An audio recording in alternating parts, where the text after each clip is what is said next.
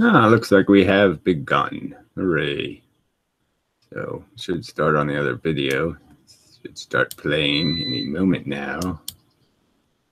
Should. Begun. There it is. Yeah. So, should start on the other video. Shut up, you. Anyway. All right. So, just the usual routine here. Just got to make sure it was working. It's politeness to you. You know, mostly. Where's the stupid chat window? There it is. Might get rid of this. There's too many windows in my way. I don't know why this one pops up and the other one's not here. Why is that wrong? I don't know. Some sort of conspiracy of some kind. Anyway, all right. So I was even more organized than usual and it didn't work out. But, you know, shit always happens. So Homo sapiens says, hi, you said you think you can blow the earth to pieces. How? There's, you know, millions of ways of creating a little bit of trouble, you know, for the system. Systems can blow up. Systems can get out of sync and rip themselves to pieces. Yes, I understand Earth's very big. I understand lots of forces, blah, blah, blah. But, you know, the whole thing is molten in the center, you know, and so there's probably numerous ways to create enough heat or energy to, you know, vulcanize, whatever, turn everything into mush. But I don't want to go into the specifics of different theories of annihilation. It's really not the subject of this channel, so fuck you, kind of, or mostly. All right, so there's a few subjects. I guess I'll read the comments first, and then we'll see how things go. Have you explained the dilemmas around the 19th century classical physics that originally necessitated early quantum theory along with the photoelectric effect? I think you sort of have that backwards, but you know, there was a quantum theory, quantum electrodynamics, okay, that didn't have all this woo in it. It was just basically the understanding of electricity in the terms of understanding that electrons were really the players in chemistry and in electricity, and, you know, that's why it was electrodynamics, I guess.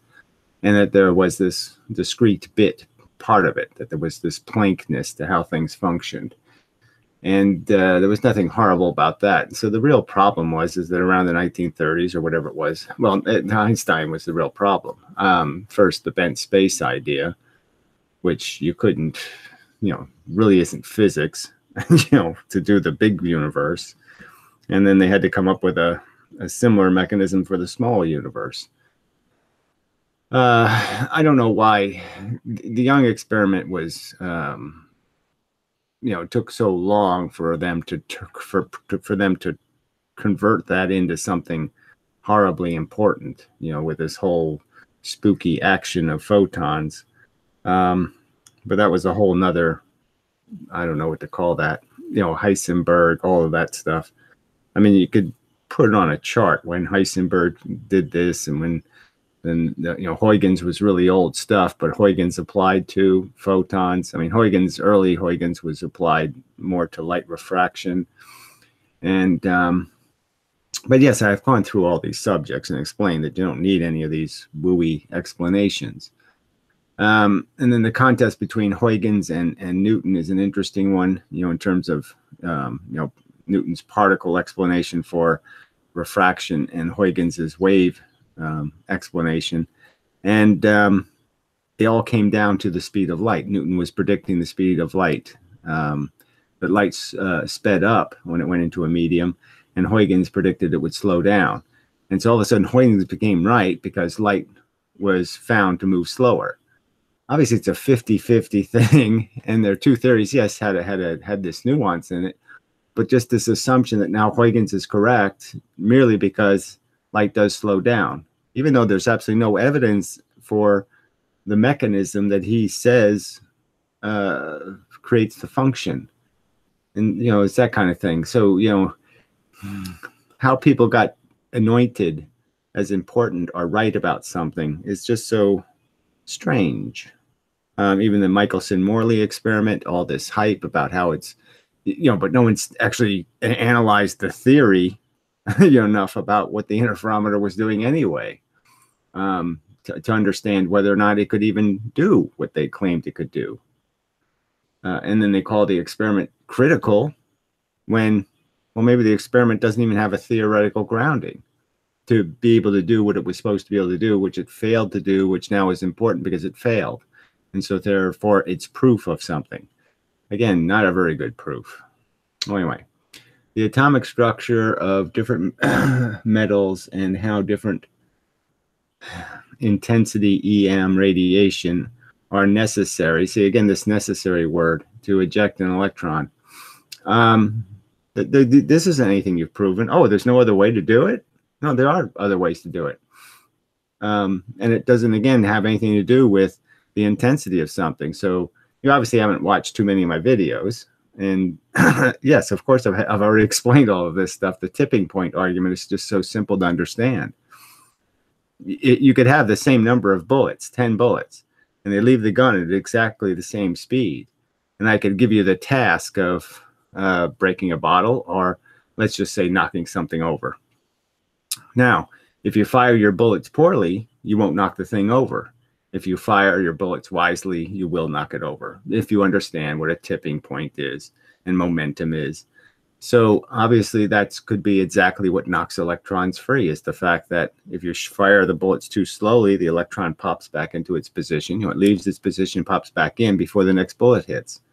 But if you fire them quickly, you can hit the electron, and the electron moves, and then you can hit it again while it's out of position, and then it's free.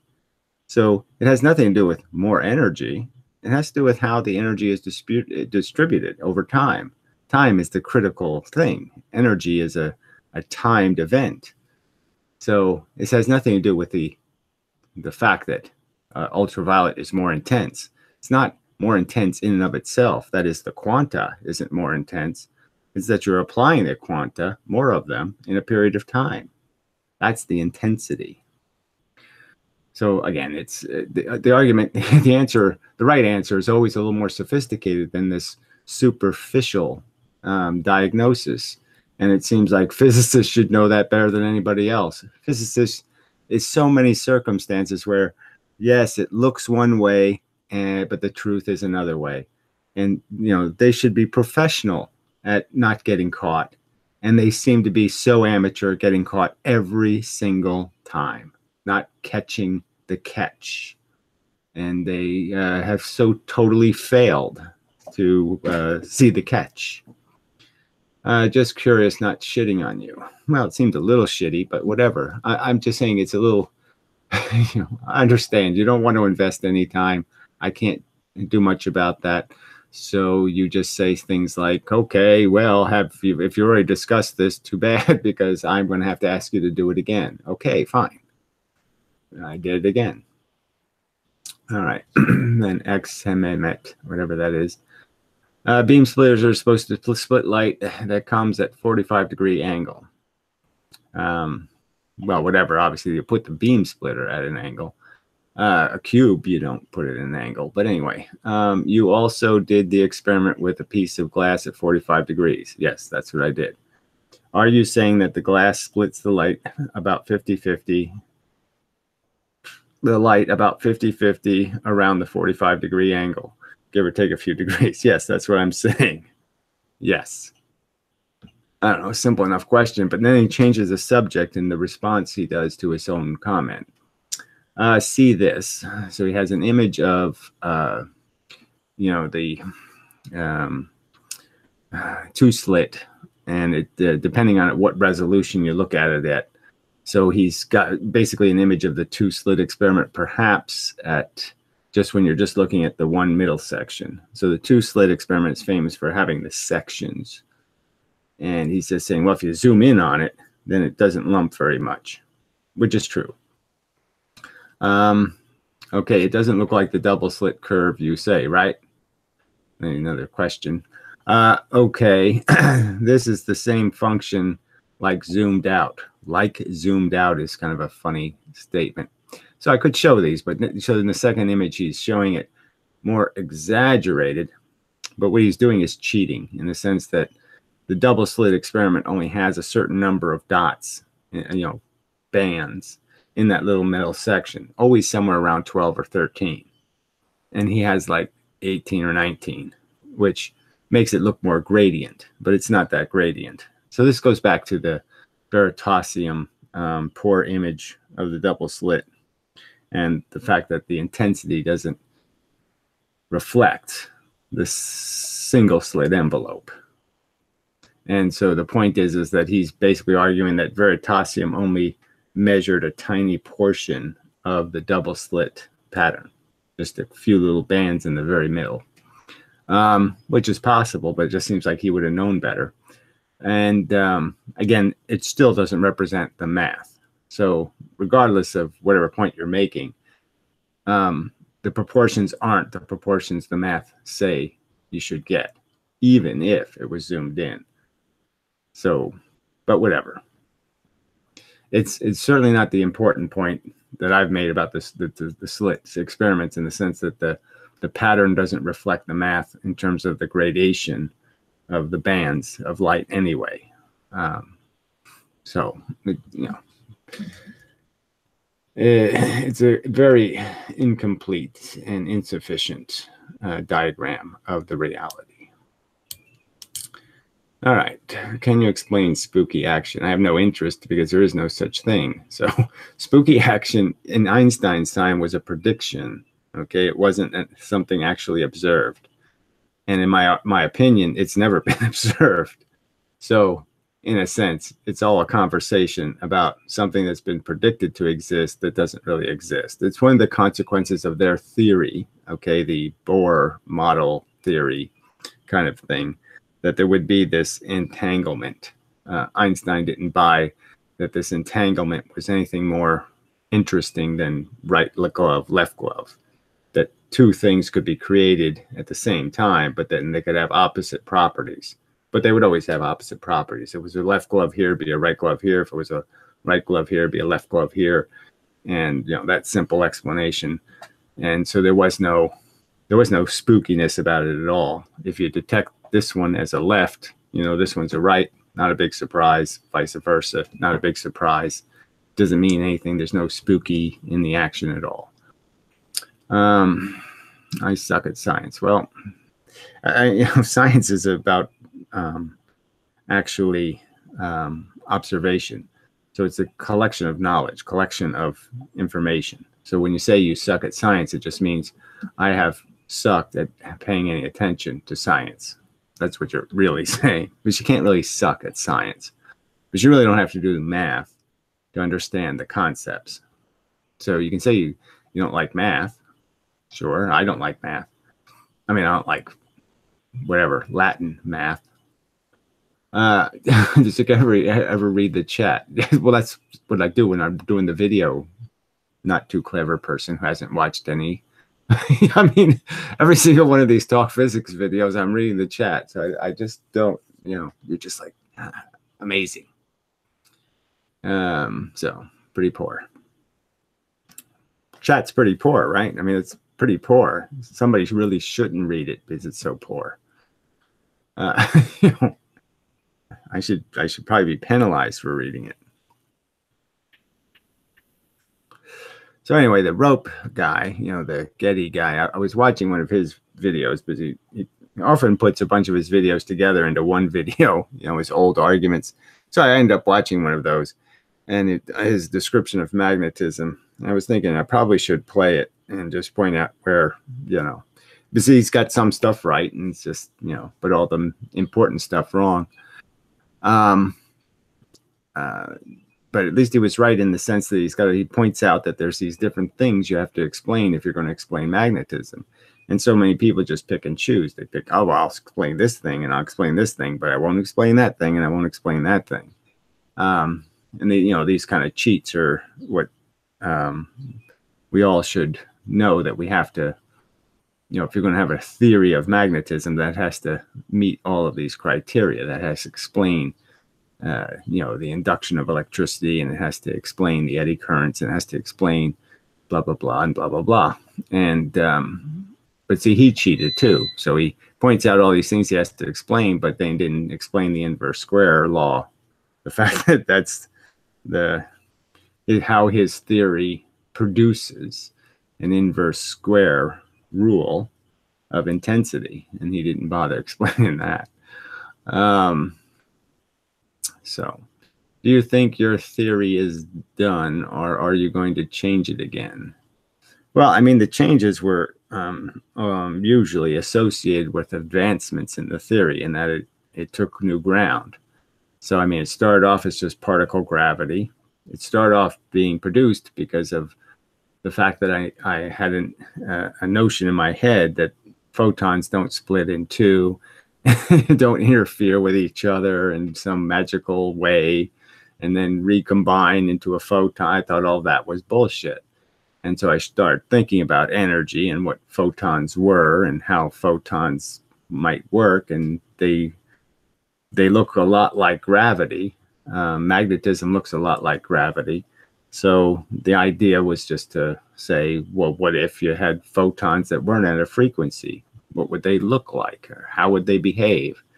And that sort of got me to gravity. And when I got to gravity, then I had to deal with some of these problems people brought up, the drag problem and this and that. And, but I never fundamentally changed the theory. I just added to it. And then when I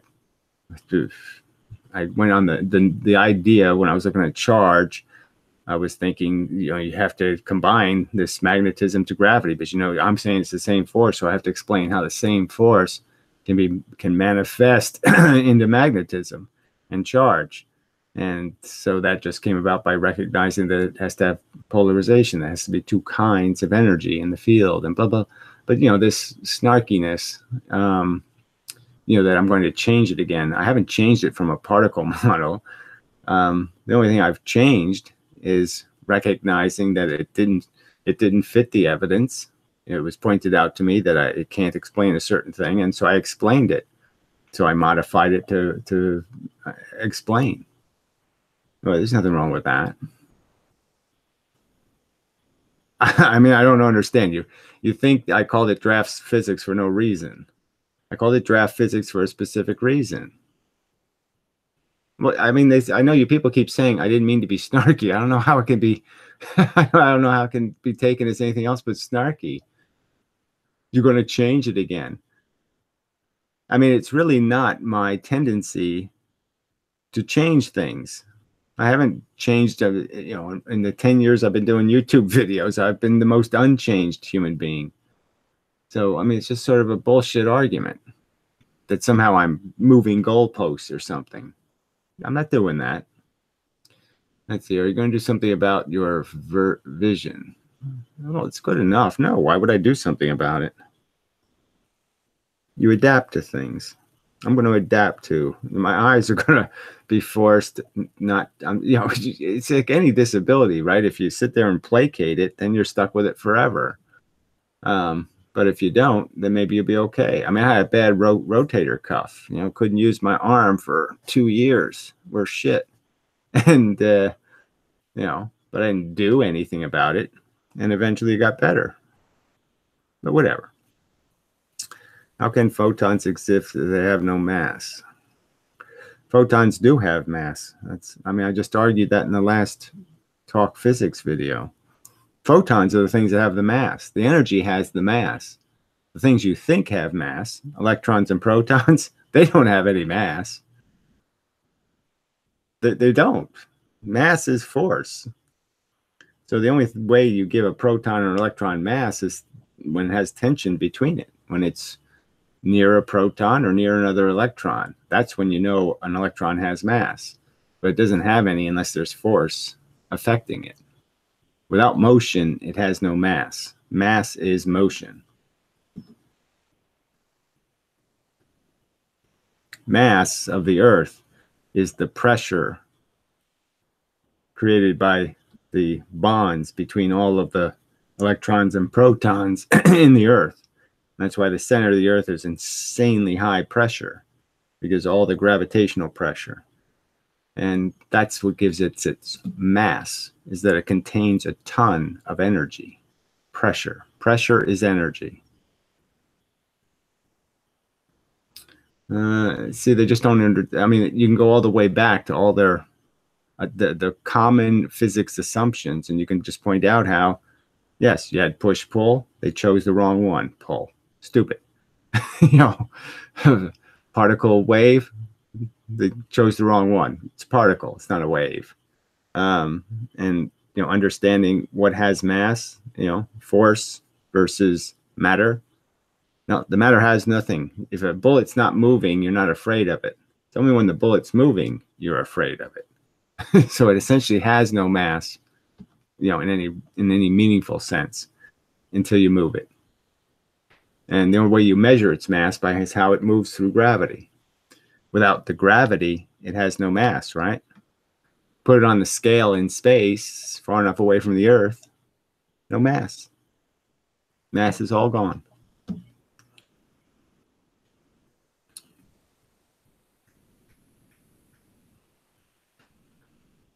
All right. So back to the Gady guy and magnetism. So his is basically another one of these ideas where you can account for attraction and repulsion of magnets by doing this rotating thing. You know, two things are rotating opposite directions, then they move towards each other. And if they're rotating the same way, yeah, they'll be repelled. They're going the same way.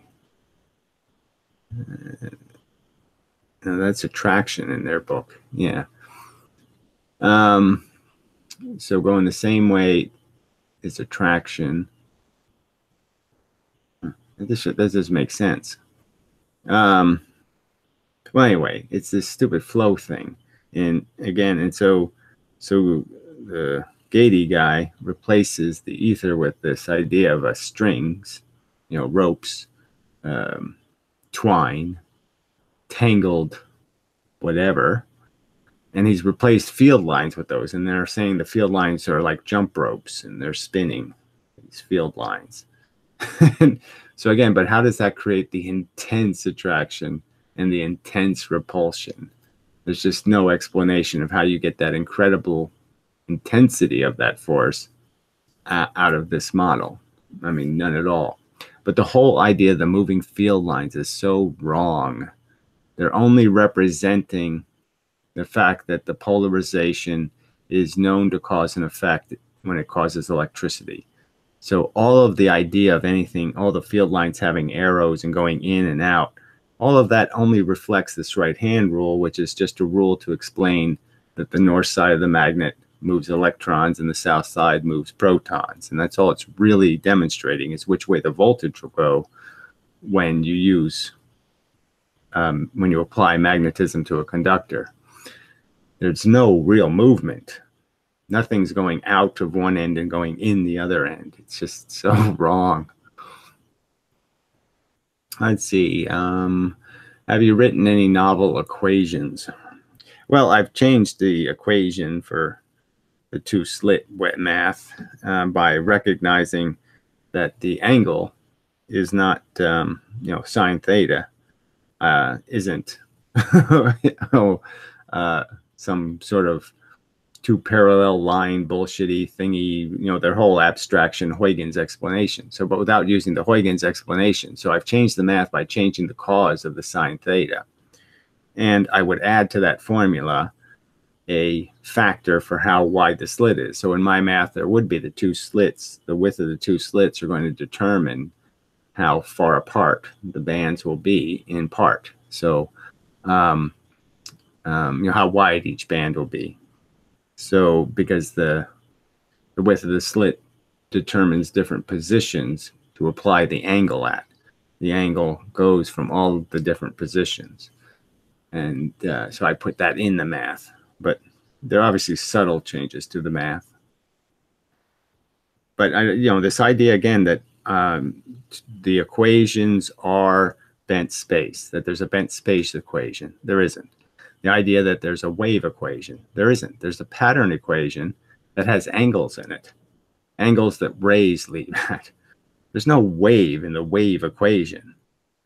This obnoxious assumption that you have math that proves causal theory, that you have something actually called Huygens math or Heisenberg math or duality math or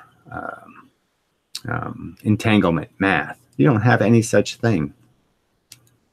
The formulas are far from a complete or explicit model. I mean, mathematics is a skeleton of a model. And it doesn't have, you can have 15 different ways of explaining why the formula works.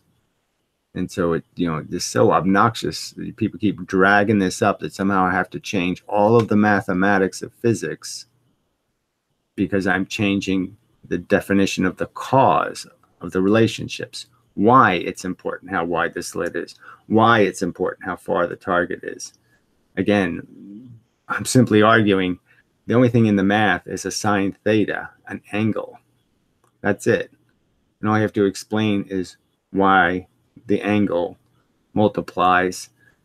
And that's so easy to do. You just say it hits more things. 3 degrees, 6 degrees, 9 degrees. That's what the single slit experiment is doing. It's just multiplying the angle. Isn't there math for dark matter? No. There's no such thing. But the math for dark matter is our math doesn't work to explain a galaxy's motion. Therefore, we'll invent fake matter and we'll put it where we need it. They don't even put the dark matter in the center, They put the dark matter outside in a halo around the galaxy. That's where they put the dark matter to make their math work. So, I mean, there's no dark matter math in the sense beyond the fact that they create a fake energy field to make their model work. They have to cheat the model to make it work because their understanding, their assumptions about how galaxies work is so flawed. Galaxies aren't solar systems. And that was another thing I was going to talk about, so I'm glad you brought it up. I mean, I did draw a little ellipse, a sun with ellipses. And galaxies don't have ellipses, right? One of the most fundamental things about solar systems is orbits are always ellipses. And part of the reason for that, I think, is the fact that when something enters a gravitational field and will be captured by it, it always does that. The start motion always creates the getting pulled back thing. And so it always starts off unround. And then all the other bodies in a solar system are also doing this unround thing in different ways. And they just keep tugging on each other over time. And so maybe after a few billion years, they might become more and more circular, by tugging on each other. But the truth is that you can't enter a perfect orbit. You can't shoot something from outside of a solar system, throw it into a solar system, and get it in a perfect orbit. It's impossible to do. Now, galaxies, it's all perfect. It's all very spherical. No ellipses in sight. So again, it's their understanding of galaxies that is fundamentally wrong. They don't get it. It doesn't work you can't apply solar system math to galaxies. You're going to make a mistake if you do, because they function different.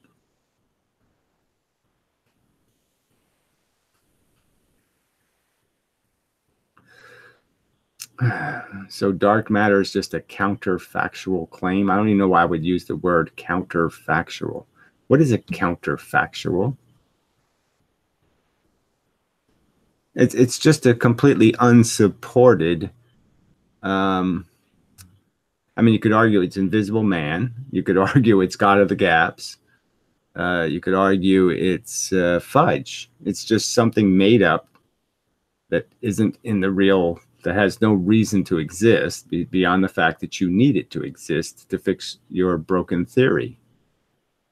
I don't know what counterfactual about that. Yes, it's counterfactual in the sense there's no facts indicating it except your need to create it. your need to believe it.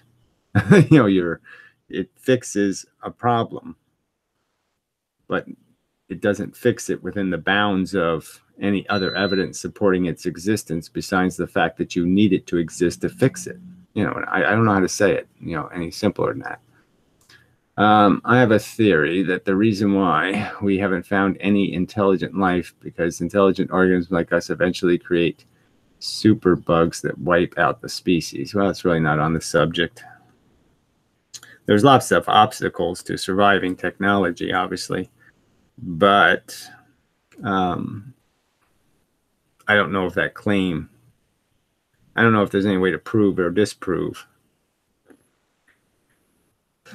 the reasoning of the claim. I mean, obviously we've survived the nuclear age. You could argue that life, unless you really try to exterminate it on purpose, it's like getting rid of rats or bugs.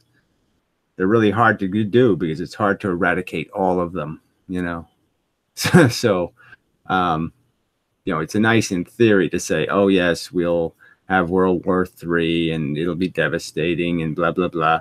But you kind of got an idea that, oh, somewhere people will survive and they'll just rebuild it and blah, blah, blah, blah, blah. So I don't know if that idea that you have some certainty that organisms will inevitably wipe themselves out with their own technology, I don't know if I buy it.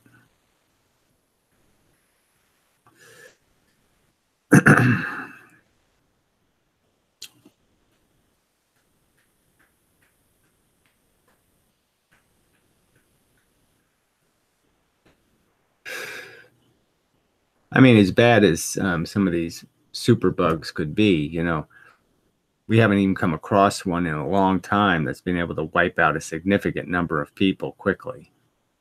I mean, we panic because a few hundred people die. It takes, you guys start killing millions of people, so we're a long way from seeing one of these super bugs.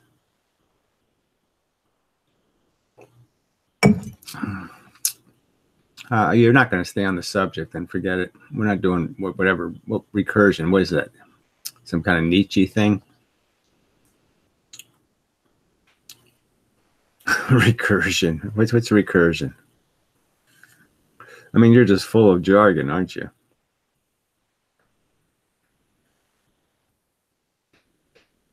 Let's see, Tyler. Oh, Tyler, you gotta calm down. I'm assuming Einstein came up with special relativity after gravitational lensing. No, not even close. No, I mean, there's this famous experiment that took place after Einstein's theory, like in 1918. So it was 15 years, 3 years after Einstein's published, I think. It was in 1915 they did the theory of relativity. Well, anyway, so he hadn't even done the math yet for special relativity, I think. No, general relativity. Well, anyway, the math wasn't even complete. And when he proposed his theory, and a guy called Eddington read Einstein's paper and was impressed with the idea. And so he thought about a way of proving it. And so the precession of Mercury was something that hadn't been answered fully. The fact that Newton didn't account for it properly. Newton alone didn't account for it. So he required Einstein to do the math. And so Einstein gave him the math that worked. But he constructed the math that worked. So anyway, so then a further test was this theory about the photons being bent by gravity. That would be a consequence of Einstein's theory. And so Eddington figured out that he could prove that maybe with an eclipse, because he might be able to get the sun to lens a photon. And so he did the experiment. It was really a poorly done experiment. Eddington admitted he wouldn't stake his life on the results, yet it was in the New York Times headline, Einstein proved right. So even though the evidence sucked, they basically used it to say Einstein's right, Einstein's a genius, he predicted blah, blah, blah, blah, blah, and the evidence sucks. So that's basically how it happened. But obviously there's two factors that Einstein did in his math that are, in my opinion, are just so obviously fudgy. First, the idea that the photon, because it's time dilated, thinks it's in the gravity, right? Because it's all about perception, thinks it's in the gravity twice as long, and therefore it gets exactly twice as much gravity pulling on it. So that makes the ability to pull photons much stronger. So it's like doubling the amount of gravity the sun produces hitting the Earth. It would have a significant change in the Earth's orbit. So it's a real advantage. You can make a lot more movement happen if you can pretend that photons feel gravity twice as much. So that's what Einstein's basically saying. So this pen feels a certain amount of gravity. I could make a lead ball and it would feel exactly the same amount of gravity as this pen. Yeah, I could make an electron. An electron would feel a certain amount of gravity. And Einstein says photons feel twice as much because they're going the speed of light, which just sounds on its face bullshit. And then he did the second cheat I didn't even know about, but he did a second cheat where he said the inverse square law doesn't apply because somehow photons don't have any dimensions. So an electron's inverse square law, which means the force gets 4 times weaker with half the distance. So it gets weak very fast. And so we have two special circumstances. The photon's in the gravity twice as long, plus it doesn't have to obey the inverse square law. That is, it only gets half as weak with half the distance. So it's in twice as much gravity in 2 different ways.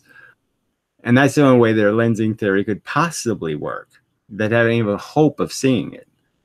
So, when you realize how this has been rigged, that's why they need dark matter to fix galaxies, is because there's not nearly enough gravity to account for what they see happening. So they're just making new gravity. The real world doesn't provide the gravity they think exists because they don't really understand how the real mechanism, the real mechanical model. So yes, so gravitational lensing came after Einstein. Gravitational lens does not make sense, Gary. You said that yourself. Well, I'm just saying the lens is backwards, which is really a big problem. But I'm just saying obviously their math was rigged to make it feasible. And the fact that they're validating that math by saying we did it is almost a more substantial proof of just how corrupt the physics is, because the math has been so rigged. I mean, again, if I put an electron in space, they gave photons 4 times as much gravity than an electron feels.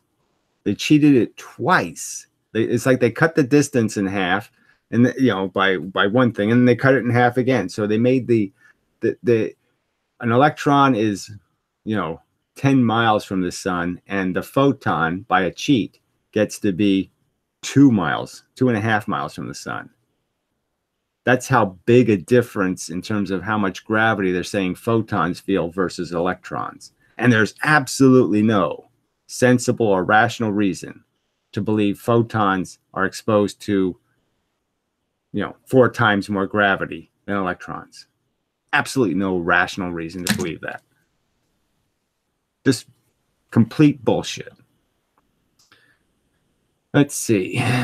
Gravitational, okay. In what ways can understanding the fundamental abstract mechanics of the universe apply to improving the standard of living for the population? Well, obviously, understanding that is understanding just basic outputs to systems. So, I mean, what unsustainable curves are. So you obviously, you don't need complex physics to understand how to improve the life of human beings. You have to just understand what's toxic, and unsustainable curves are toxic.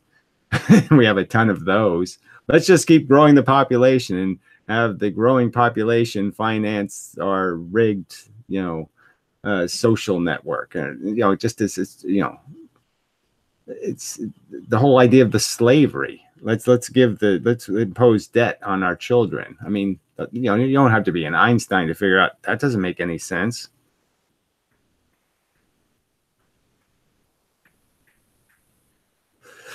Yes, as think signs go, it's a good one. Got it at a garage sale. I mean, who would sell a think sign for 10 cents at a garage sale? I mean, what kind of idiot would do that? Mr. Keebler, good morning, Gary. Gosh, whatever don't visit the Thunderbolt project. Well, I've already done Thunderbolt videos. Our suspicious observers channel is trying to bring up magnetism, not electricity, governs the universe. Well, magnetism is the important one, but anyway, you'll get your head bitten off. Well, they're obviously if there was going to be something called a cult, you know, that's pretty culty. And they're kind of doing with this, whatever he is, EXJXK guy. You know, they're trying to, hey, if we change the physics, life on Earth will get so much better.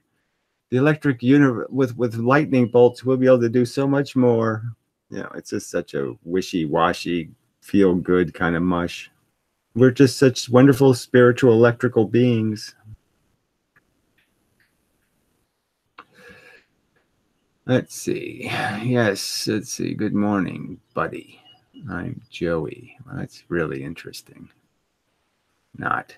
Yes, please elaborate. How can we, aspiring scientists, can possibly make a difference, being that it's so difficult?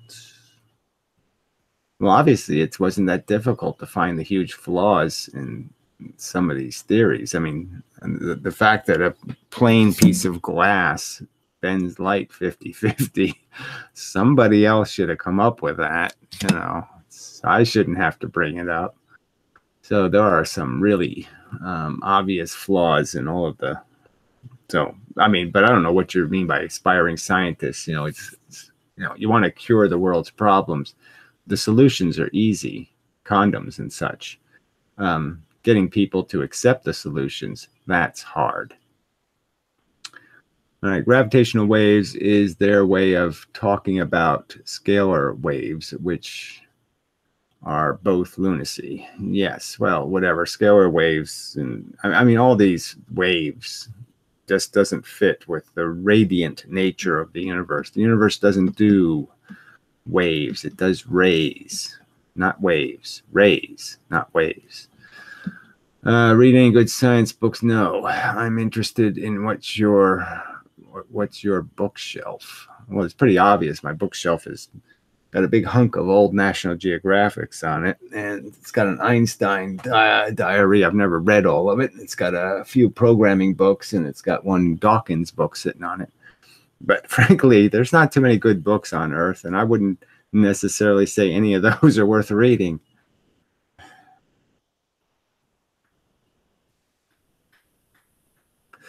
Look, there's a ton of physics lectures online for free. MIT, Yale, Stanford. Good universities. Free. Watch those. Don't read books. Well, I'm not saying don't read books. There's physics books that have, you know, I'm just saying that physics is all wrong, so there's no point in reading it because it's wrong. Anyway, but you have to understand what they're claiming is the truth so you can unravel it and find the real truth. If you actually try to physically conceive what the square root of, oh, now you're doing this, -1 is, the only answer it must be is a matrix. In order to square something, you get the negative number of those, well, whatever. I don't want to get into irrational numbers. It's legitimate math in some respects, but yes, it gets very convoluted. But obviously, it works in processes. So processes can use irrational numbers, and the thing can look very unorganized, but over time, it's very organized. So you're getting into all that kind of what the hell is it? What do they call it?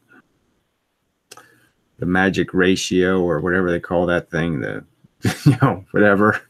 You get into all that kind of stuff, like why the sunflower seeds are arranged the way they are. And in a sense, it's a kind of chaos, but it's not. It's a deliberate disorder.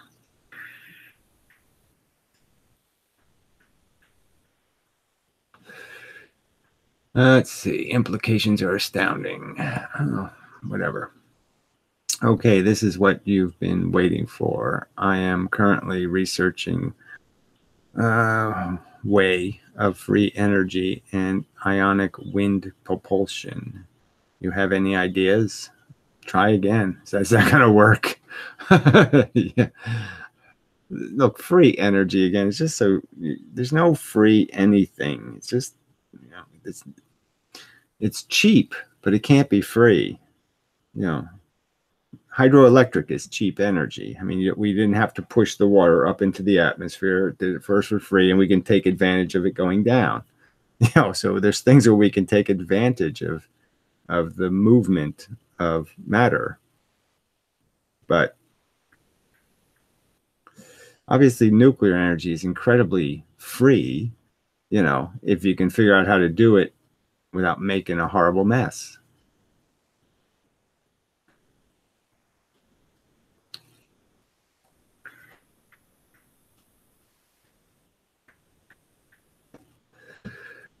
The worst crime we've committed is trying to make a potential a real thing when it is unmanifest. Oh, that's a real dangerous word, manifest. It doesn't exist until it does exist. Well, whatever that means. That sounds like religion to me.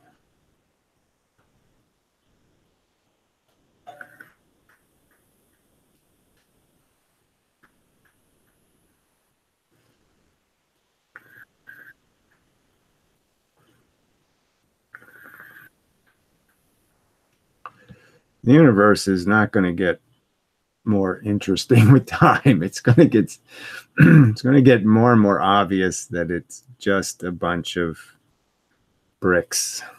Well,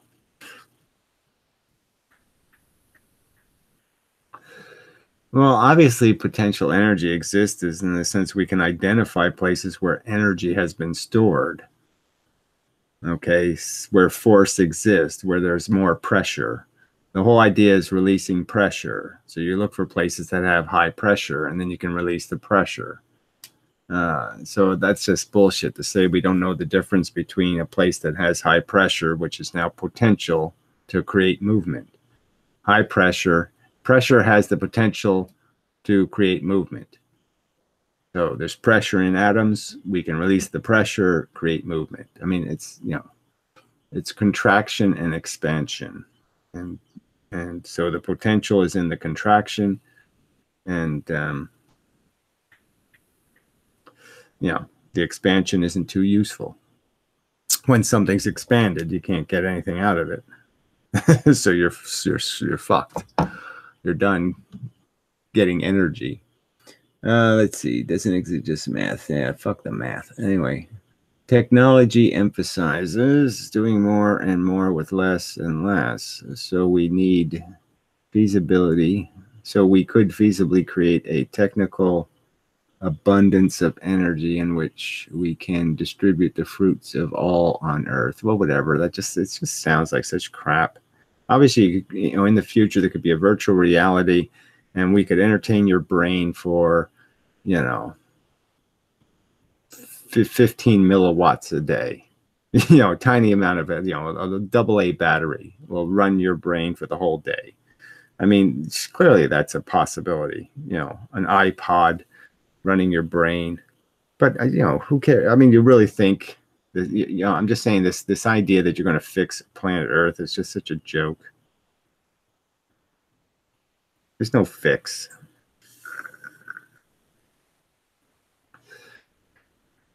All right, it's not a physical entity, whatever that means. It's just derived measurement, and these knuckleheads, whatever, sounds like Ken Wheeler now, want to say we live in the sea of all possibility, blah, blah, nonsense.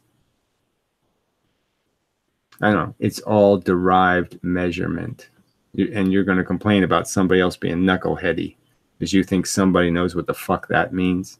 It's all derived measurement. No, I'm afraid there's a little more to it than that. Yeah, well, fuck that shit. Fractals and Fibonacci. But it's just an example of it. But that you can have something called an irrational number system, and it can do sequences, and it will produce pattern.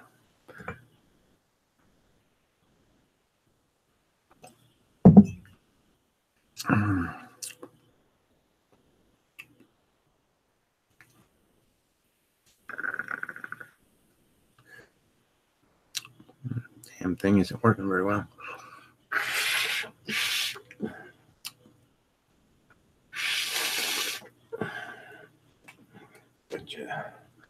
Loose juice. Anyway, so what did I want to get on to? Yes, tension and pressure. I actually wrote that down yesterday. But it's all tension and pressure. Pressure creates tension, and tension creates what we might call waves. Why are we seeing a resurgence of anti-science with Peterson and such? I don't know if it's an anti-science. It seems an aggressive word. I don't know what you mean by resurgence either. Seems most of the human race has always been a fucking idiotic religious kook. They were always just hiding it. They're some, like I say, you can see what they did to physics. They turned it into some phantasmagorical woo woo woo singularities. Woo, woo, woo, woo. Yeah, I mean they've wooed it all to pieces. Totally uninteresting question. What do you think about how old the Earth is? Is it 5,000 years old? 120 million years old? It's 4 billion years old, but whatever. Not an interesting question. Closer to 5 billion.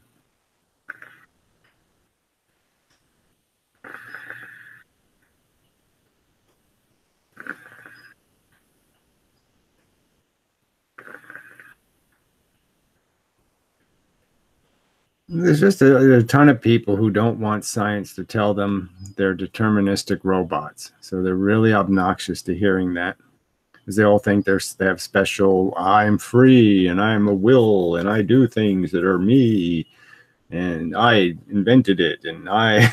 They're very caught up on all that bullshit. So they don't like science, but science says, no, you smell.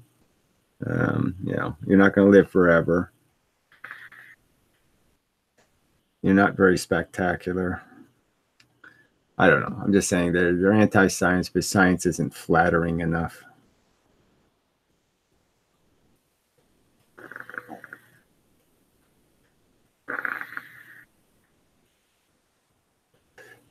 Yeah, I liked science a lot more before I knew how bad all the scientists are, how bad they are at being scientists. I mean, all this bullshit. Like I said, I had just no idea how they rigged the math.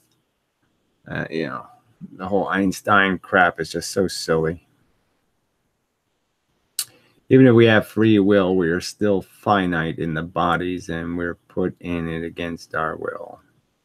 Yes, that's sort of true. But again, this idea of what a will is, again, is just so silly to think we have some kind of special function. Birds are birds, rhinoceroses are rhinoceroses, humans are humans. The little tiny variations in our function have become amplified, by the fact that it's all about our perceptions in terms of what we've defined as truth. So you can believe that there's the time dimension. You can believe there's a heaven, and I don't know. It's just wrong answers are just so dangerous. Is the reason why the human body doesn't float apart? I don't know what that means in space because of electromagnetism. Why did we evolve to do this? Why did we evolve to do this? It's a weird statement. Yeah, well, yes, it is electromagnetism. There's the pressure that would be like the air pressure escapes as gas. So we outgas in space. You're basically freeze dried in space. So you do outgas. Okay, I mean, there's little things boil, lots of stuff happens, but you don't explode because you're not a pipe bomb. There's nothing preventing the stuff that has to escape from escaping, so it escapes. Something like that. But the atoms are still connected to each other and they stay connected, yes.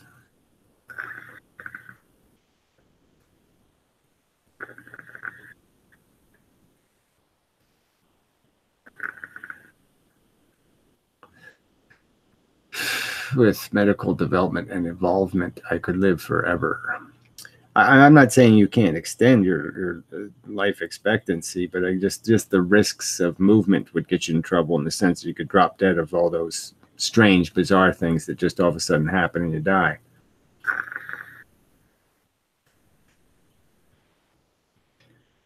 Can the pineal gland, I don't know, why do people even exist, actually be decalified? And if so, would that increase one's ability to be clairvoyant? Yeah, whatever. Fuck off, Muslim crap. Looks like Muslim crap. Un-English name. Fuck off with that shit. English only here. I meant human body in zero space shuttle. I meant human body in zero gravity space shuttle. Well, if they're in the space shuttle, it's pressurized, so they don't have any problem because it's pressurized.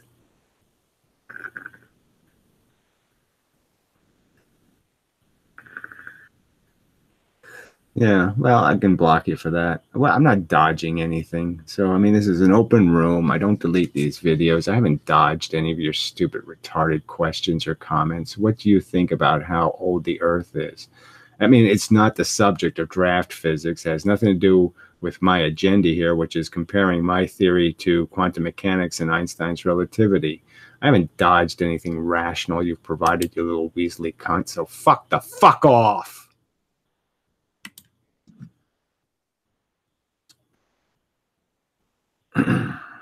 Jesus, people, you're just such ratty sacks of shit.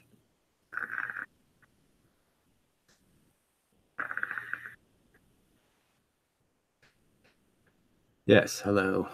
Let's see, just like, do you believe in God? Has nothing to do with it. Well, let's not bring that up. But Jesus Christ. Just so sick of these people with these accusations. They're always harping at me. Make new math. Why? I'm not complaining about most of the Maxwell's equations work most of the time. I'm not, I don't need to fix them. They work. You're the one who misunderstands them and thinks there's waves in his equations. There's no waves in his equations. There's angles that rays travel at, and they have an intensity that is a density of how much rays there is. There's no waves in his math. Jeez, these people are just such obnoxious fucking jackasses. Have you considered going forward, challenging the status quo with a publication of your theory? Yeah, well, it's getting published is the problem. I did submit for publication, and you don't get reviewed by anybody. You're getting some asshole who knows nothing about the subject, looks at your paper and says, I don't think he's agreeing with me. Fuck that. It's not being reviewed by somebody who knows enough physics to know I'm right. So what's the point? And they're all unaccountable. None of the editors they're all anonymous. They're all scared. The whole publication system is such a racket.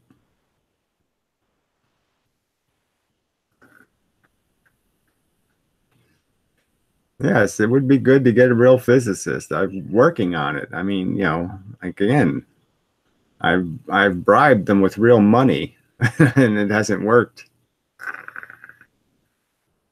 We're not doing AI here. It's artificial intelligence isn't going to help you any. You can't have artificial knowledge. Okay, knowledge has to actually be acquired. Okay, so it's like artificial facts. You can't have artificial facts, right? You can't. No, you have to acquire them. So the artificial intelligence is going to be in the same position we are. It's going to say, feed me, feed me, feed me. I need the information. More information, please. It's not going to be better at processing information than we are.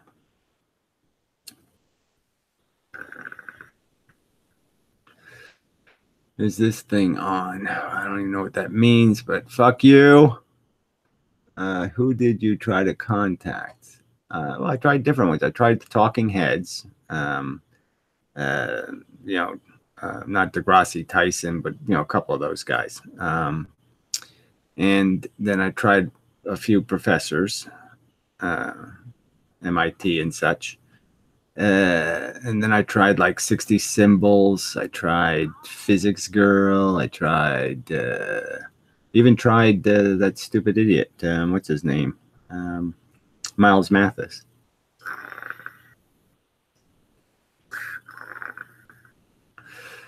Even tried the rope theory guy, right? And he just preached at me, in the sense that I wanted to have a debate with him or do something, and he just said, "It's rope theory. It's rope theory. It's rope theory. Fuck you."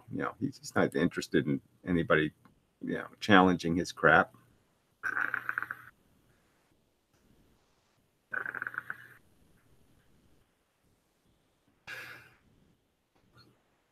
I agree. Artificial is they even did the numbers, math guy.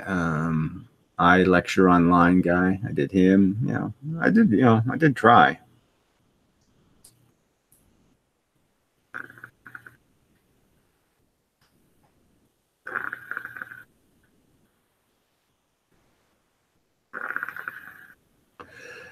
I don't think I tried Michio Kaku. He's so loopy that what would be the point? But I might have. I mean, I sent a generic video to those guys, and I basically said, "Look, I'm only looking for 2 hours of your time. You review my documents for 1 hour, and then we talk about it for an hour, and I'll pay you $5,000." So I did offer them fairly good money, I think, for 2 hours work.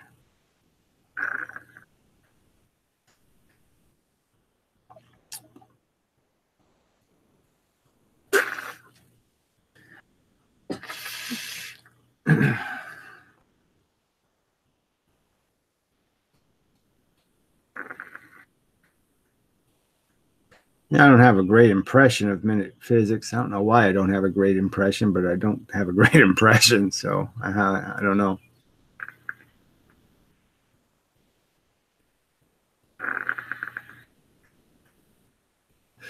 Well, I'm just saying I can't imagine that anybody would refuse $5,000 for 2 hours work. I'm just saying what they obviously recognize is that I might be able to embarrass them, in that hour. And that's what they're not willing to expose themselves to.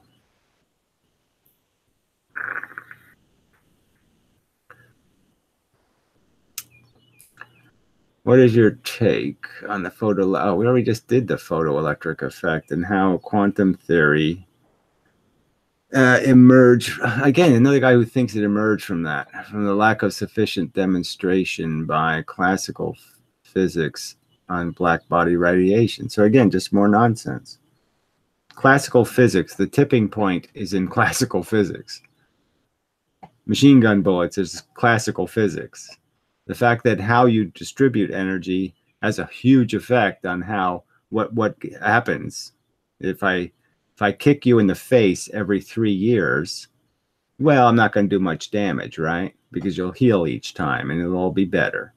But if I kick you 3 times kick you in the face 3 times in 3 seconds, Well, then you might have a broken face and it won't heal and it won't get better and you'll be deformed for the rest of your life. I mean, it's a time equation. That's perfectly Newtonian. So the fact that people couldn't understand that photons aren't waves is the problem. They're thinking about it as a wave. It's not a wave kicking electrons out. It's actual physical things coming at a speed. And how fast they come will change what kind of damage they can do. I mean, it's not even a slightly complicated argument. It's just that they have their thing and they will not expand their brain to imagine, oh, it could be explained by something completely different. I mean, it's just so bad. And then they decided, because they figured out this waves are energy thing, then they decide to give electrons that have no frequency a frequency.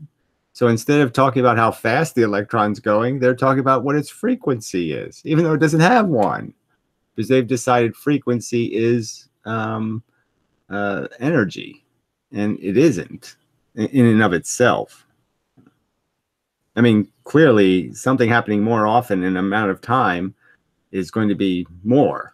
Okay, the water's going into the bucket faster, it's going to fill the bucket faster. But the drops of water don't have more energy. They don't have more substance. All right, so once you're praised a genius, again, that's not what this is about, but fuck you, then you'll stop talking before you make yourself look like a fool. All right, well, if that's your attitude, just fuck off, cunt. That's not a counter argument to anything I just said. So you're obviously just showing you don't got anything, pussy. You got nothing. You little coward. Fucking yeah, fuck you.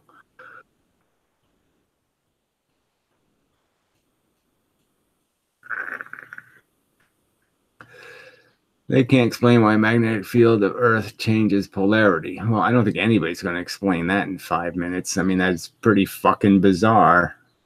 So, what, do you have an explanation? Who has an explanation for what's happening there? That's a pretty strange circumstance. Seriously, 5K for 2 hours. Do they think it's a scam or something? Yeah, it's hard to figure out. I don't know. Like I said, I thought it was, I said, well, it's got to work. And I've said, well, maybe it'll be worth, I mean, it's a lot of money, but maybe it'll be worth it because I'll have an hour video of Michia Kaku. That'll be my property, and he'll look stupid. So that'll be cool. I did send an email to Bill Nye too, but didn't get a response. Well, he's better than the rest. I mean, he's a little more careful. So, generally speaking, Bill Nye is pretty careful about saying, well, this is what we theoretically think. His language is a little more careful than the rest of the idiots. But in the photoelectric effect, it is said that different intensities, again, they don't know what the word intensity means here. There's no intensity. There's a higher frequency and a lower frequency. That's all there is. There's no intensities. Okay, there's volume, so you can have a lot of infrared, but yes, a lot of infrared won't work because the individual bullets are still moving too far apart. The timing is still wrong to tip it over.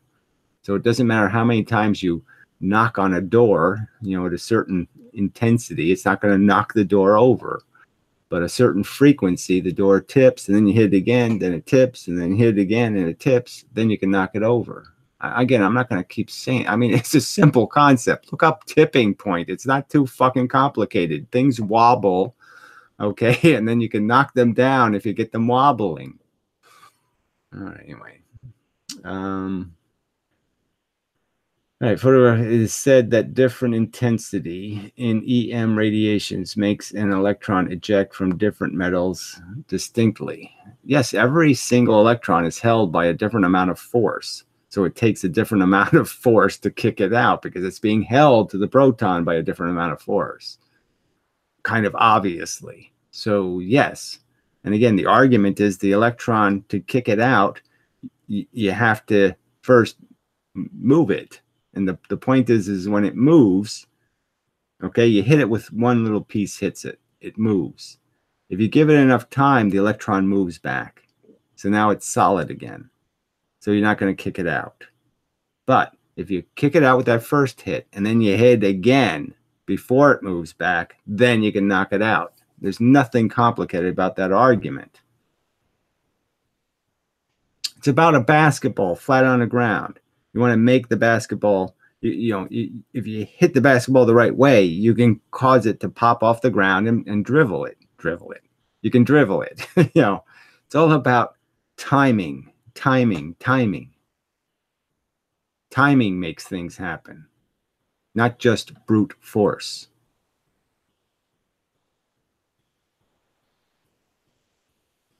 So you're confused. Well, I'm sorry you're confused, but whatever. Let's see. That was talking about the physicist. So we have to go all the way back to your crappy comment. Once you're praised a genius, so he's talking about the physicist being praised a genius. Okay, then you stop thinking before you make yourself look like a fool. So he was talking about the average talking head guy. Well, like I said, they're clearly like to have controlled environments. They're like politicians. I mean, they don't like uncontrolled. And you never see a debate even among themselves, right? A really harsh debate among themselves about a subject. They're always brushing over it. They're very disinterested in proving anything. Okay, so I get your point, Mars guy. Sorry. I mean, it was no innocent mistake in my part, I think. It did have the word "your" in it, and that's me in this circumstance. So,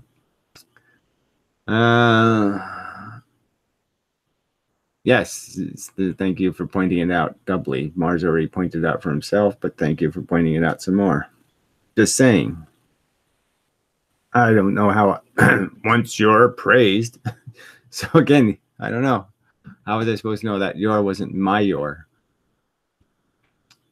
What has Hawking contributed to physics other than black hole math? Well, I don't even know if he did any of that. Frankly, his math seems kind of suspect. But whatever. I don't think he was a very good physicist.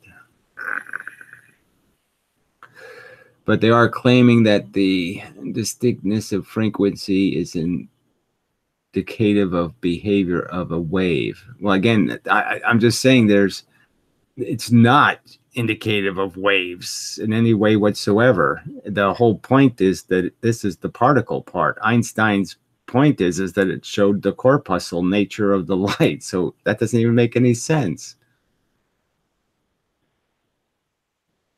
The photoelectric effect is an evidence for particle physics, not wave physics.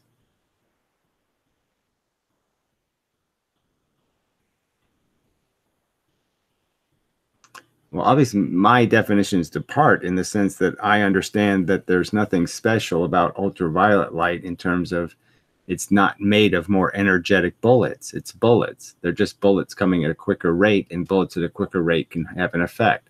So their understanding is that that's the total energy of something. They're not accounting for the fact that how you impose energy, or there's probably a better word for than impose. I don't know how to manifest. I don't know. Makes a huge difference. It's not just about the paint on the brush. It's how you apply it.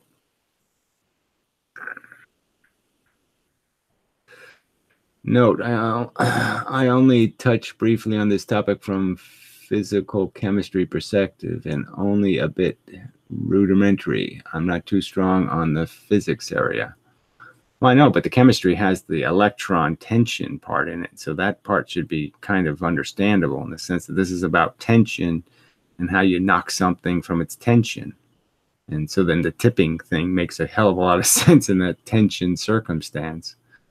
In your theory, mass is mass of a neutron should equal mass of a proton plus mass of an electron. Well, I don't think these things are measurable anyway, but go ahead.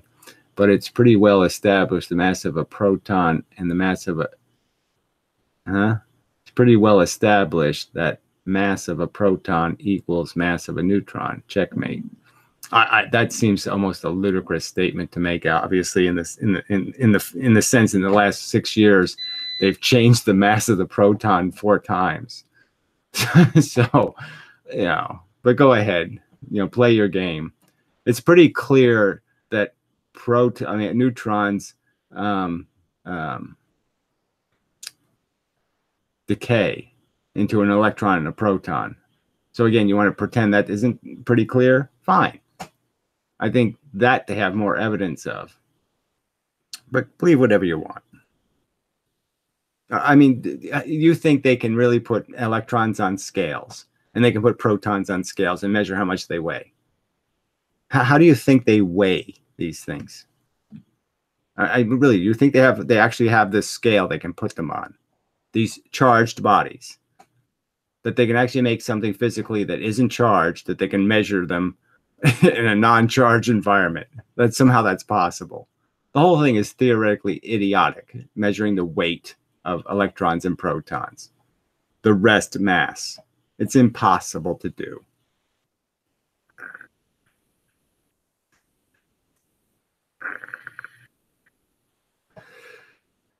All it has to be is slightly, because electrons are incredibly tiny. But as I've pointed out, their whole theory that the mass is in the matter is backwards anyway. The mass is the force. Without movement, you have no mass. The photons is where the energy is. That's where the mass is. Mass is just a byproduct of pressure.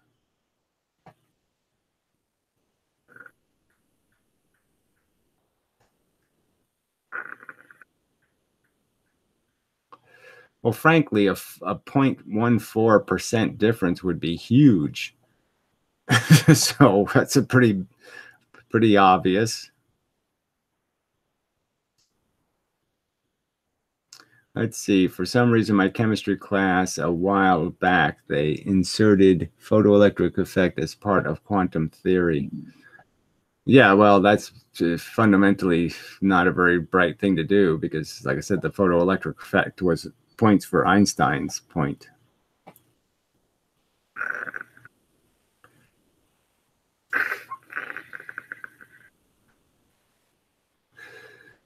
So again, they're measuring it in voltage. Isn't that hilarious? So they're measuring the weight of the proton in a voltage. That's the pressure. How much force? So it's just, it's just so fucking obvious. Let's measure its mass in voltage. Yeah, the pressure. Something it doesn't have. Something else is causing it to have. Amazing.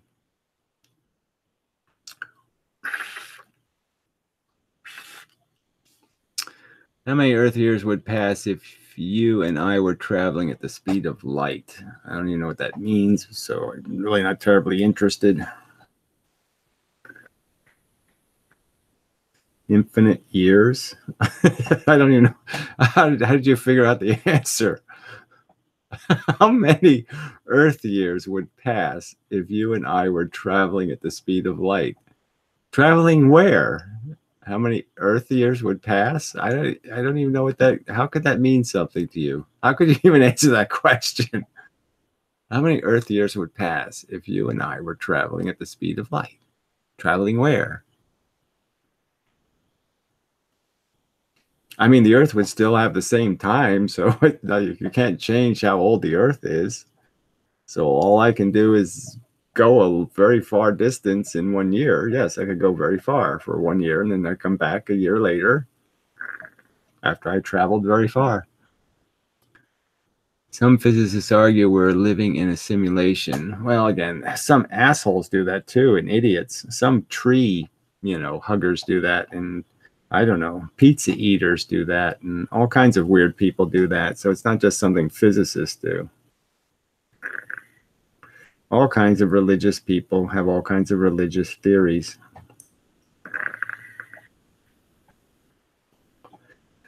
No more reason to believe in a simulation than there is to believe in a God.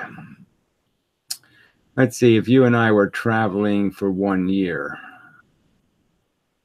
Yeah, obviously, if we were traveling for 1 year, the Earth would only do 1 year's worth of earthing in the 1 year. It would go one rotation around the sun.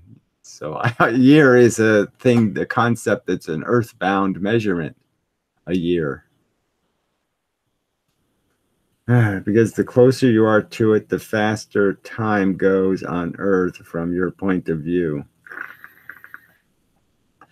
But it's not your point of view. You don't get to make the point of view. So again, it's just retarded. If it's a real year, then the Earth will be a year older. This whole idea that you get to change the Earth from your perception, it looks like it's faster, so therefore it's faster. No, that doesn't mean anything. You obviously are traveling a lot longer than a year. Okay, if you're watching the Earth moving much faster and spinning many years rotation, you're obviously have gone more than a year's worth of distance. Oh, this perception shit is just, I'm not going to do time dilation, I think, in these chat things because it's just too complicated. But I mean, it's just nonsense. You have no evidence for any of this crap that any of it happens. I'm coming from Chicago University, and my teacher was curious and asked where you studied. Yeah, I studied at MIT and Stanford and Yale, technically. And if you're a physicist, well, I'm a draft physicist. Or what field of study you claim? Well, I claim I'm studying it from a rational point of view. Or do you study all topics? Well, you have to study all topics to understand. To do unification, you obviously have to study gravity, magnetism, and the nuclear forces. So obviously, I have to study those three. And magnetism is electricity, so it causes electricity. So you got to know that one too. I don't think Gary thinks time dilation is a thing, though. No, I don't think it's a thing. Yes, that's right. It's just bullshit. There's metabolism retardation. All you can do is break clocks. You can't break time itself. You can just break clocks. Relativity as many as explaining it. What? Relativity as many, I don't know what that means. No, not close. He says the metabolism of the atom slows because it's already moving internally. Yes, exactly. Well, it's not entirely exact, but I mean, it's the gist of it is you can't do two things at once. Multitasking means you do your other tasks slower. So if you're going very, very fast, that's a task. And all your other tasks are compromised because you're spending an awful lot of time going awful fast. Time never changes, only the clocks get broken. Exactly, over and over and over. It should be said over and over and over. You can't break time, you can only break clocks. That quote from me. You can't break time, you can only break clocks. Say that over and over, repeat it, rinse, repeat. Exactly, but they say it's the universe itself. Well, again, whatever they say doesn't mean too much to me. So I think it's obviously just made up and there's no evidence of it. Absolutely no evidence to prove their assertions.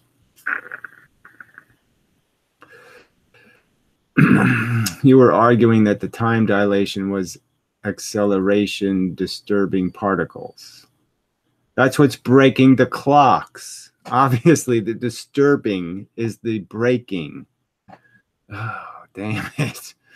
How does your theory on particle physics reconcile the discovery of gravitational waves? Well, it doesn't have to reconcile the discovery because it's all made up shit. Do you really think Einstein believed you could convert matter into bent space? Do you? Do you think there's any theoretical grounding for the theory that you can convert matter, 3 solar masses, into bent space?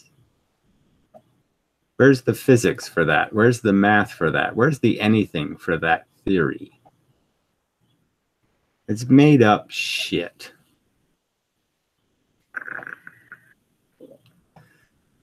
How does your theory on particle physics reconcile? No, I already did that. C, I can understand what you're saying, Gary. C question mark. I don't know. Well, I guess, okay, you have your moments. We'll see if it lasts. Yeah, so the real question is it objective time dilation? Well, that's the point that being argued. There's no evidence of objective time dilation, and there's every reason to believe that it's paradoxical nonsense to think you can break time. I mean, time is a measure of the speed of light. It is the measure of an event. Going from here to here takes time. So if you want to believe in, this breaking time, then you might as well break the entire notion of distance too. And so, yes, you've opened up your little wormhole doors and all your magical stuff, but there's absolutely no evidence that any of that shit ever took place in this universe, ever. So it's just made up. It's a fable.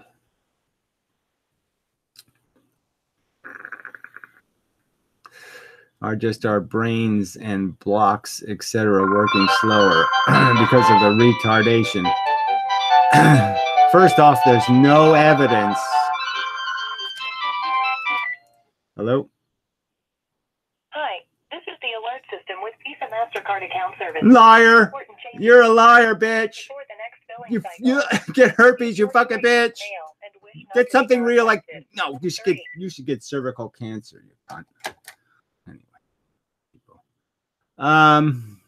Liars are everywhere. They're just all liars. All right, so it blocks working slower because of the retardation. Again, so there's no evidence of brain ever being time dilated. So, the notion of breaking clocks is one thing, but this whole idea that human beings would, like, their metabolism would change exactly in this manner, like everything would slow down precisely at the same rate and everything in our physical body would be just fine. It's just such a crock of shit. You know that as soon as I move you 2 Gs, 3 Gs, 4 Gs, your body starts to fucking feel horrible. I mean, you're getting ruined, okay, by acceleration. So this idea that, this is all free is bullshit.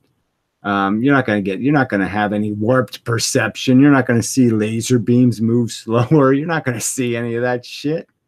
All right. You're going to be dead. Your matter is going to blow the fuck apart if I move you anywhere close to the speed of light.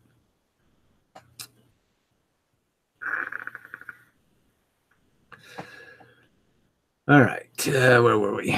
So yeah, the real question. All right, I did that. Clocks, right? Matter into energy into space. Matter into energy into space. I don't know what that's supposed to mean. Something. Warped space is black hole. Whatever. These aren't complete enough sentences to mean anything. What is that shit? I don't know if it's exactly Christmas, but whatever. It's a pleasant enough tune. I mean, it's not Jingle Bells. I mean, you're saying it's a Christmas ringtone. I don't know. Doesn't sound like any Christmas song I know.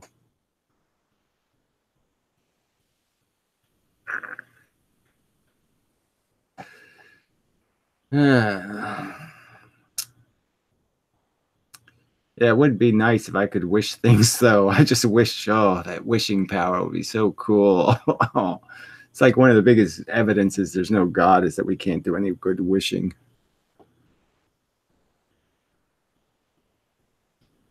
Ugh, they should all get what they deserve, motherfucker. Another quote of mine. Get what you deserve, motherfucker.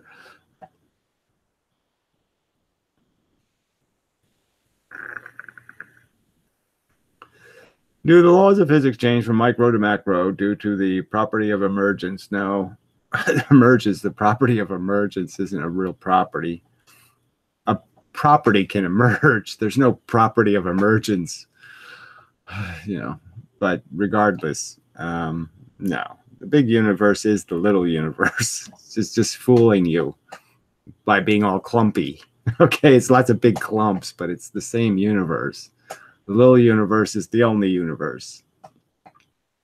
Big universe is just clumps of the little universe.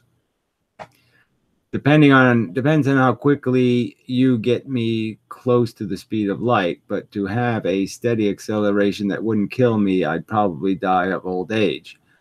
again, but I'm still going to argue that the velocity isn't for free either. So if you think the velocity you're acquiring is not going to have any effect on your matter, I'm going to argue I think you're deluded. So acceleration is harsh because acceleration is imposing all the new direction in your atoms. All your atoms have to be rechanged in their direction. So acceleration is physically rough, but I'm just saying once you've changed all their direction, that's going to have an effect too.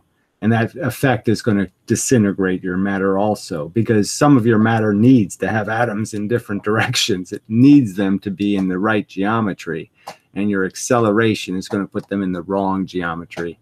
And so I think all the shit inside of you will start to break down. The water won't adhere to the water molecules enough. Things won't stick to each other right. Everything will just start to liquefy, and you'll be fucked. That's my prediction. I'm just saying, if you're going anywhere near a really fast speed, your physical metabolism is going to turn back into elemental metabolism. You're going to turn back into gold and iron and all that stuff. You're not going to be a complex chemistry anymore. The chemistry is going to get very, very rudimentary.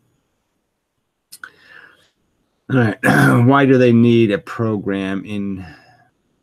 Why do they need to program in for time adjustment in the speed of satellites? Because speed causes this degrade in the matter's function. So we measure it based on how radioactive isotopes degrade. Well, the point being made is the atom is already doing something very complicated. If I move the atom, now it has to be doing something else. So it's like if I was dancing as fast as I can, and somebody said, dance as fast as you can, but move 5 miles an hour this way, I won't be able to dance as fast. I'll have to take some time out to move. The movement will cost me.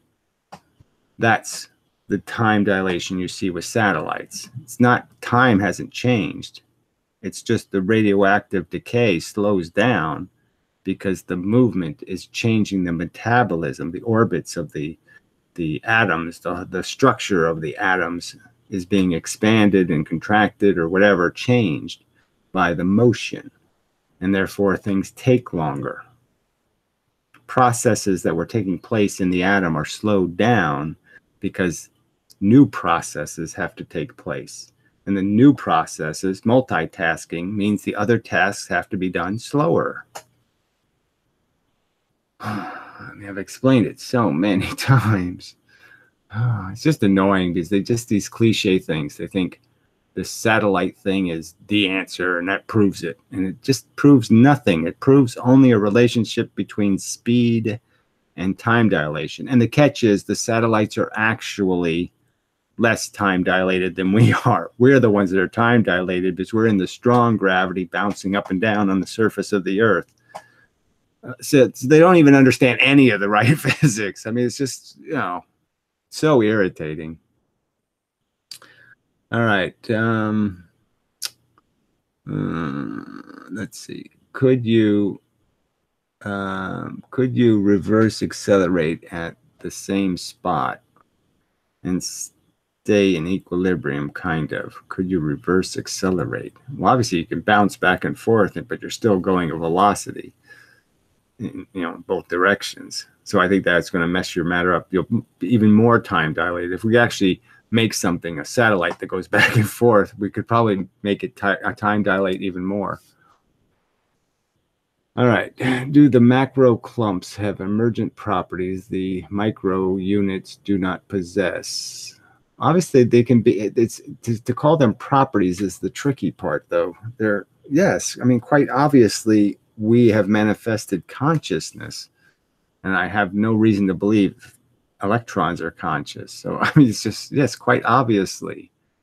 But those properties are going to be properties of arrangement.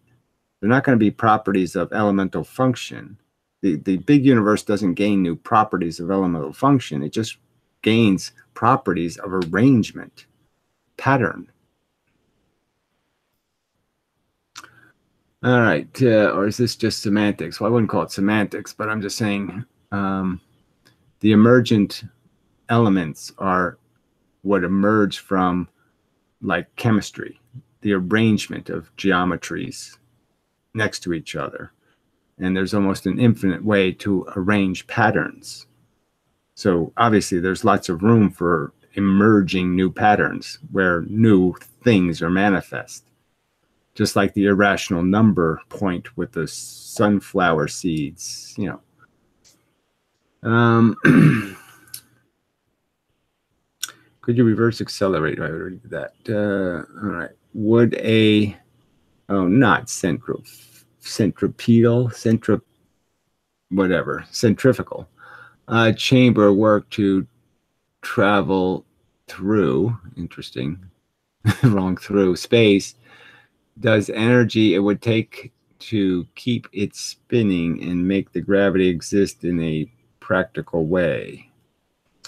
Well, obviously, to get to a velocity in a centrifuge or whatever you want to call it, you're really going to be sliced and diced. I mean, you know, the forces are going to tear you to pieces. So there's less chance that you could get up to a velocity anywhere, you know, a sustainable velocity. I'm just trying to, I hadn't thought about it. I'm just trying to think about how it physically, there's physical limitations, just like you can't make just like I can't make a scoop, like a gigantic scoop and scoop dirt off Mars, the moon, and then bring it back to Earth because the physical structure won't work. The matter won't be strong enough. There's physical reasons why you could never move a centrifuge fast enough to go half the speed of light. All right. Let's see. There has to be around everything. I mean, I get what you're saying, that the G's would kill us at a certain point, but there has to be a way to survive this in order to get deep space travel. Yeah, well, there has to be a way because you want it to be true, but it's just sadly not. It's just sadly a fact that you just can't shove matter around in the universe in the time you want to do it in. It just doesn't do it. It doesn't travel well.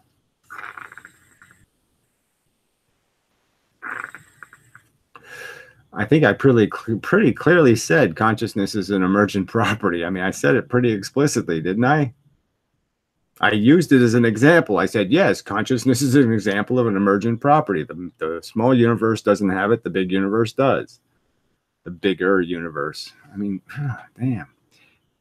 But it's not a physical thing. Consciousness is the byproduct of the arrangement of atoms. And that's all it is. They're just arranged. And they're doing some electrical and chemical stuff, creating an illusion of, I'm alive. I have the illusion of it. It's an illusion in my head. It's a fucking, it's not a physical thing being conscious. It's the byproduct of a physical arrangement. It's just fooling me. Okay, it is just, but as Einstein would say, it's one hell of an illusion. Yeah, Gary, philosophers say mental properties are fundamentally different. I don't know what that says, but whatever. They're not. Yes, the consciousness is a property, okay, because we know it because we experience it, so we can clearly identify it. It has to be a something because we can clearly say this is something. You know, I can see it's something. I can feel it's something. I'm doing it. So it's certainly a something because I'm actually doing it, whatever this thing is, consciousness. But I'm just letting you know, your consciousness is just an arrangement of little bits, little atomic bits. And it's just an arrangement. And if I fuck with the arrangement, if I stick a screwdriver in there and wiggle the shit around a little bit and break the arrangement, I break the illusion. It's no longer there anymore. So it's not something in the little micro universe that's producing it. It's just in the arrangement of the checkers. So it's kind of an interesting idea that you arrange checkers on a checkerboard in a certain way, and that arrangement becomes, you know, has the illusion of being a person sitting in a theater watching the screen, you know. I mean, it creates the whole bullshit. A me, a theater, a screen, and I'm watching and feeling, you know. But I mean, it is bizarre, but consciousness isn't the subject of this fucking channel. What do you think is going on inside black holes? Oh, fuck. There's, there's dense things, okay? Dense pieces of matter, you could say. But, the whole concept of black hole is bullshit. It's based on math that doesn't have proper limitations on it. So there's no grapefruit-sized black hole with the weight mass of the Earth or something. That's just crap.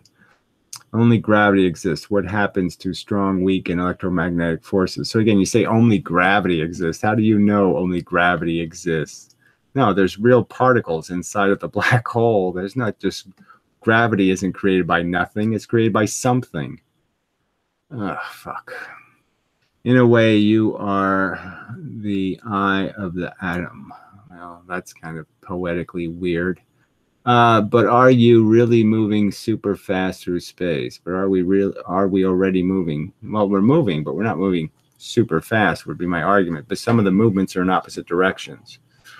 So if you add up all of our movements, galactic movement, nebula movement, and you go all the way, and then you start going all the way down to this, all those movements aren't in the same direction at any one moment in time. And they're all in different vectors. And as you can kind of know that when you add up two velocities, the velocity you get isn't adding those two velocities. It's always some tangential line that's not nearly, it's bigger than both the other lines, but it's not a huge, gigantic addition. So I'm just saying if we're moving in different directions, the addition of those speeds, you can't go like, I'm going 55 miles an hour this way, and I'm going 70 miles an hour this way. Therefore, I'm going 120 miles an hour that way. No, you end up just going 76 miles an hour that way. So you have to understand. So even though it seems like we're going really fast, you have to understand when you add up all these things, you're going to get a tangent line that's not going to be that spectacularly fast, especially compared to the speed of light. But it's a reasonable point to bring up.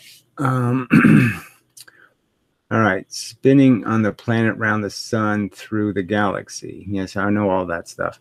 That's a very interesting concept. So basically, it's possible to ship. It's possible a ship coming out of light speed would turn to gold or iron. Yeah, well, whatever.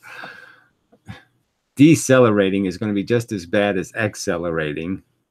I would say that physics you can't fix. So that whole idea of coming out of light speed, they've never really illustrated properly because that would be one hell of a fucking trip. So that physics, I don't think you could ever fix.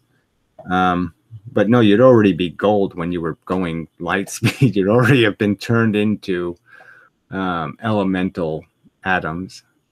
Consciousness is something, everyone except nihilist. Well, I think that they might say it's something. It's just not something that's meaningful. It has no value, they would say. You can't explain. Here we go again. She's going to turn into a chick again. You can't explain why it feels like something to be a network of neurons the same way you can explain the surface tension of water in terms of water molecules interactions. What says you? It's just as physical. I'm sorry. It's very complex. There's 100 billion neurons, with whatever it be, like 100 trillion connections. So it's a very complex network, but it's just a checkerboard. Intelligence is a pattern that calculates the pattern, other patterns. Intelligence is a pattern that calculates other patterns. No, it's just mush. Sorry. No, that's just gibberish. Intelligence is just really facts. And facts are connected to other facts through pattern recognition by just an algorithm where you identify similarities. Black thing, black thing. That's all. So it's just a bunch of facts. This has a property black. This has property black. Two different things. This is a completely different thing. It's also got property black. That's all. That's all intelligence is made out of, is pattern recognition. All right. Consciousness must be a quantum electrical property. No, I'm sorry. That's just absolute mush. It doesn't must do any of this crap. I'm just so sick of these emphatic statements. It must be because I say so, not because I have any evidence. in relation to observed parts of the quantum mind of reality. Yeah, exactly. Whatever that was, I could have lived without it.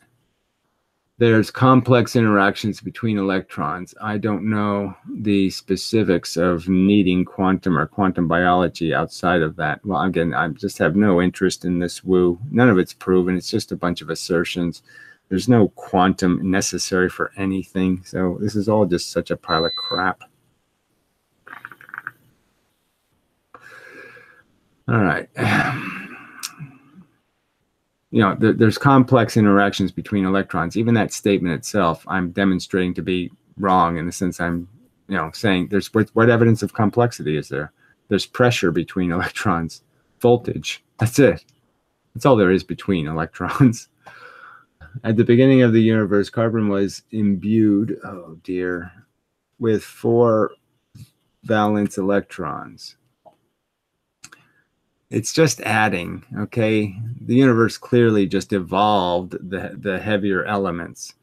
So it was probably in the beginning all hydrogen, then it made some helium, and then it made lithium, and it made blah, blah, blah. It just made this stuff by adding more parts and having them stick.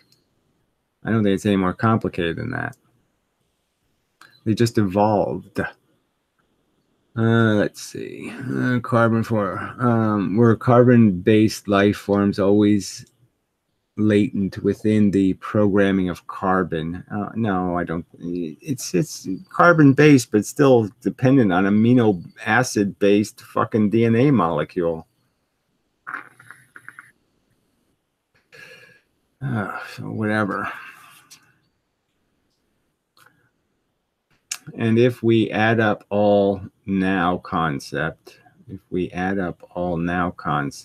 relativity, we end up with fixed universe, whatever that means, which is evolved and moving in relation to the elements and properties of all the space, whatever that shit is. You don't have any evidence for any of whatever that fucking crap was. Intelligence can also associate Spock and potato chip. Ooh. I don't know exactly. Do I see Spock in a potato chip, you mean? Yes, I can do that. I've never gotten a Mr. Spock potato chip, though. Can you explain why the speed of light is constant in all inertial frames? So this inertial frame shit. The speed of light is constant everywhere, always. Always, everywhere, not in inertial frames. Always the same. You can't change it. You can't make a photon go faster or slower. Do you think you are biased? Well, obviously I don't. I mean, what a dumb question. Do you think you're wrong? No. I mean, what a stupid question.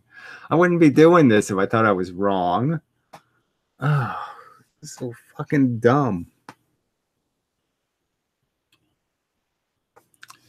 Some people claim they slowed photons, though. They don't claim that, so I don't know about... Well, you say some people claim they have. I mean, maybe Joe, I don't know, six-pack or some kind of Bubba somewhere in his garage says, hey, man, slow down. Yeah, but obviously, I think regular physics knows that you don't slow light down. You just create an obstacle that the light has to travel through that takes a long time for it to get through. So it's just about... It's about where the light has to go, not about how it goes. The light always travels the speed of light. It's just that the path can be very long because it's going back and forth a lot. Off topic, but do you think it's possible to reach another planet in another galaxy or another star? Well, I mean, with a frickin' helium nucleus, maybe, but I don't think you're going to make it.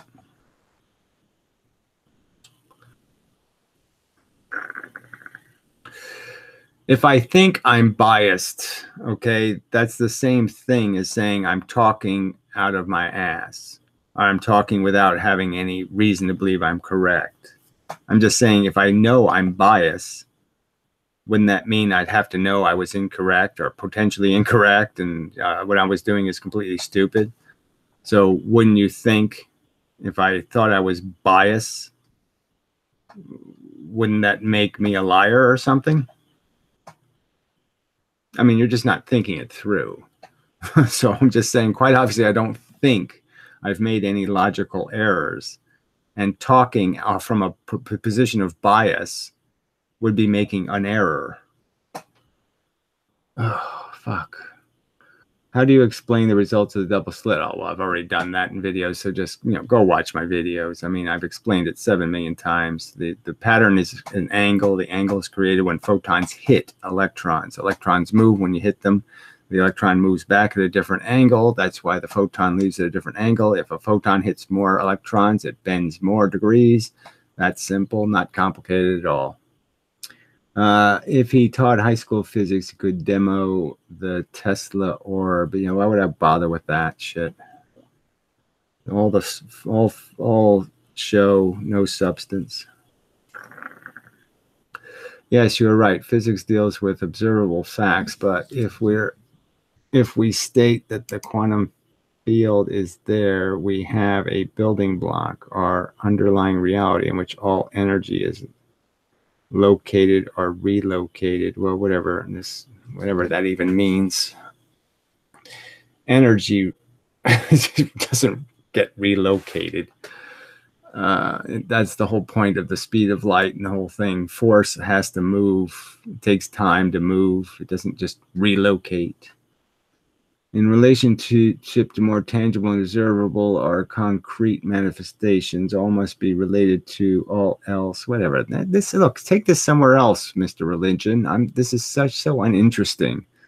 So this line of reasoning must have some validity, true or not. No, I don't even see it as a line of reasoning. It's all mushy, gobbledygooky, faggoty talk. What does this even mean? In relation to more tangible and observable or concrete manifestations, what the fuck are you talking about? I mean, there's things that are and things that aren't, period. There's no things that flash in and out. Bias just means you're inclined to be of one. Well, go look up the word bias. That's not what it means. Bias means you have a prejudice. Okay? Bias doesn't mean you're objectively viewing, and it doesn't mean you're centered and you're looking. So it means you have a prejudiced perspective. Jeez.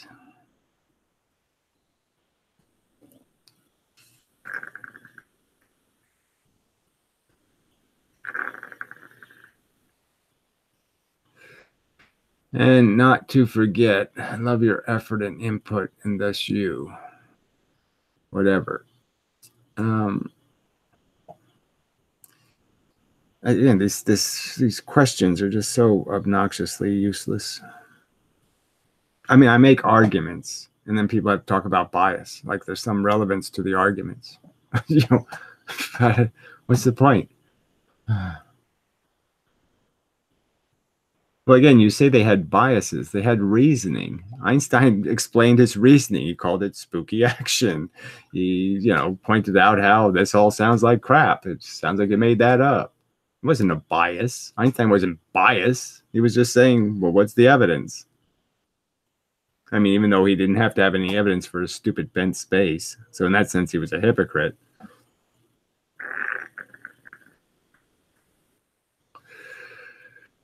Einstein had a bias before they even knew what the right answer was. Einstein went to his grave saying he doesn't know what the right answer is. So obviously he wasn't claiming to have the right answer. He was claiming to know what a wrong answer looked like. So you're not even getting that part right. Oh, and then the lights in the background again. Yeah, well, we're not showing them just for the sake of the retards who get upset because there's a blinking light. But it's LEDs twirling, physics-looking thing.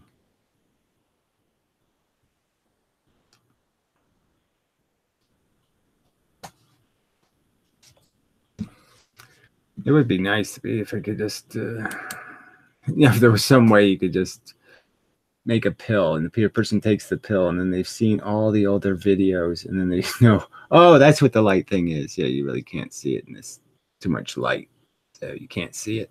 There's no point in even showing it to you. See, so I wasted my time. But it's LEDs in a pattern. The pattern moves. Very interesting.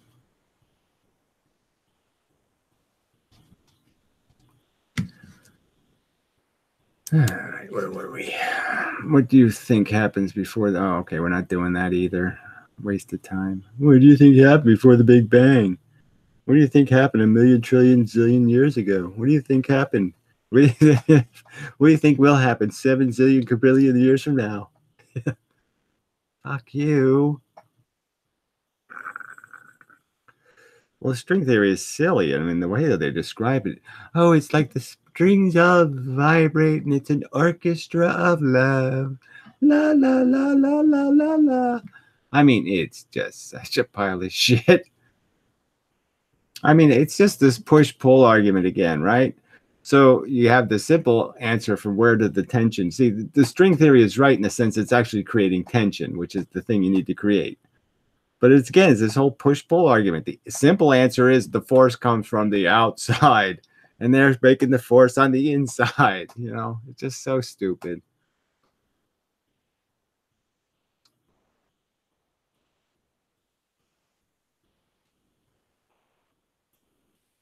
Well, it's obviously not a Christmas tree, but whatever.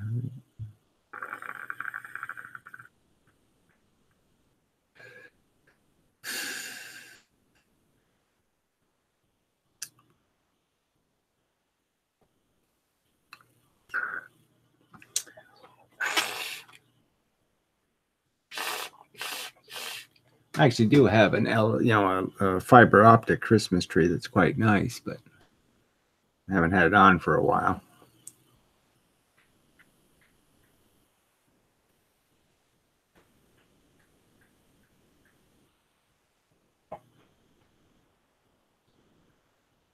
I don't know why you can't sleep when you're on THC, but I guess we'll just do without hung. I'm sure he's not very well hung. But, yeah, it's just a waste of my time. Thank you, and goodbye.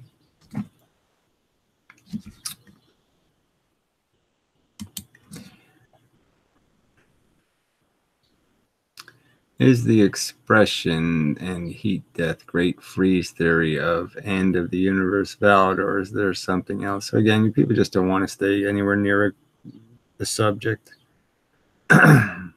Nobody can answer these questions for you. Nobody. I mean, there's not some special evidence of how the universe was created, and there's no special evidence of how it will, if it does, cease to continue.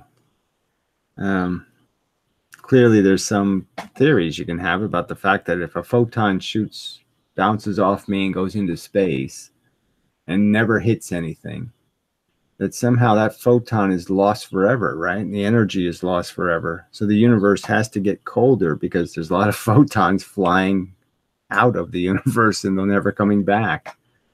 So by that rational theory, you could say it's obviously thermodynamically going to get colder over time because it's losing its little bits, right? But who knows? Maybe the bits do bounce off. Maybe there's a round bubble that we're inside of and a little bit bounces off and flies back again. So who knows? All right. You have a book about Einstein on your shelf. Have you ever read it? Not all of it, no. I've read pieces of it. I mean, it's not exactly about the physics. It's just about Einstein. And a lot of it was written by people who wanted to flatter Einstein. And so it doesn't even have all the the ugly bits about what a shithead Einstein was and how he abandoned his kids and everything else.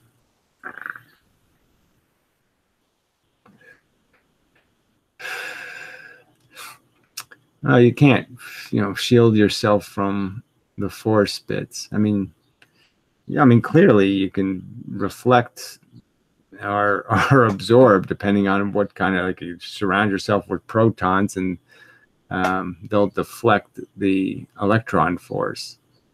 But there's only a limit to how much force you can manipulate. Why only specific metals are magnetic? Well, they fall into different categories, but it really just has to do with how, whether the atoms are allowed to rotate or move inside the matrix that's holding them together. So some atoms can just roll right around each other and just change the electron they're sharing. And then other ones are rigid. And then it really has to do with the shape of the atom itself. Every atom has a geometric shape. And so some atoms, they don't have a shape that is, can do it's more magnetic, it's more electrons here, less electrons here. So some have a shape where the protons are closer to one side than they are to the other side. So the nucleus isn't in the perfect middle of where the electrons are. So that's a very gross simplification, but it really has to do with how rigid the matrix is that holds the stuff together. So you can't fix the domains. It's, you can't make something magnetic unless you make it magnetic when it was formed or something, is they won't line up right. So that's why most magnets are made by being hot and magnetizing them while they're hot. So they'll freeze in the proper position. But it's a little complicated. I'm just saying that, but there's a physics to it. I mean, there's a mechanics to it. And it's really just about geometry. Most atoms don't have a charge imbalance, and that's what's required.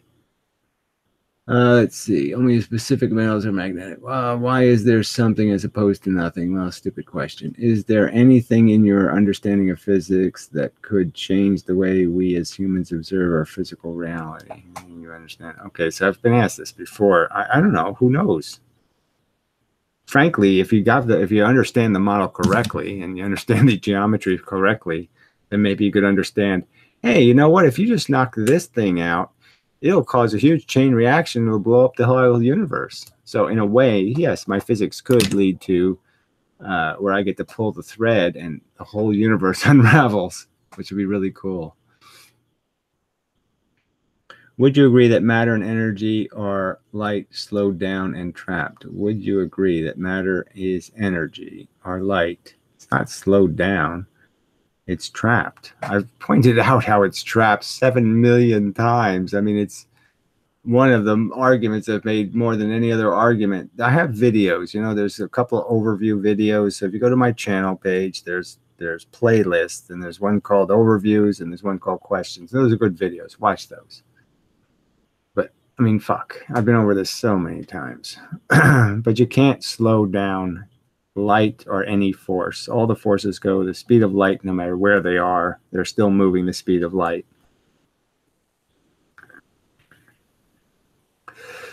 The yellow books are National Geographics, and I really don't care what you hear.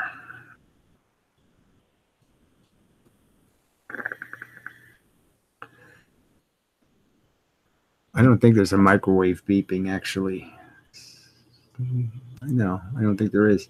Might be a smoke detector or something.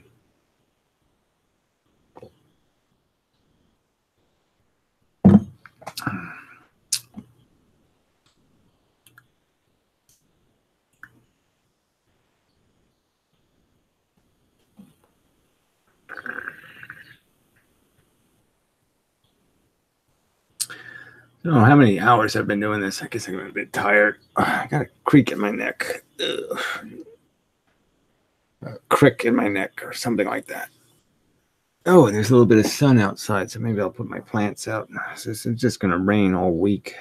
Really depressing. So anyway,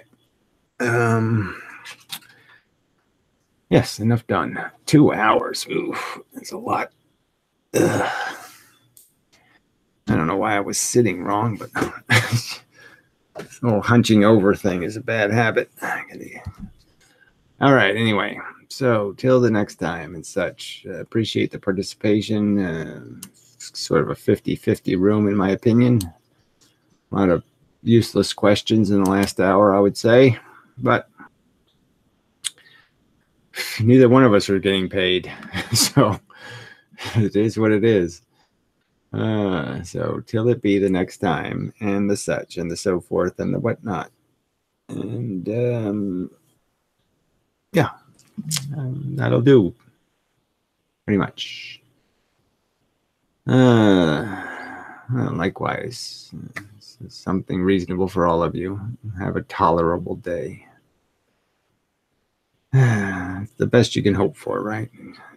Oh, give me another tolerable day. Yeah, just, keep me away from those intolerable ones.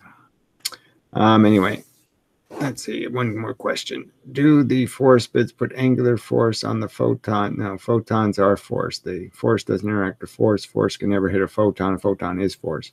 And matter bits is it other force bits? Well, whatever. Force moves matter. Yes. Period. Matter doesn't move anything. Okay, so till the next time, and such, and so forth, and whatnot. Pretty much.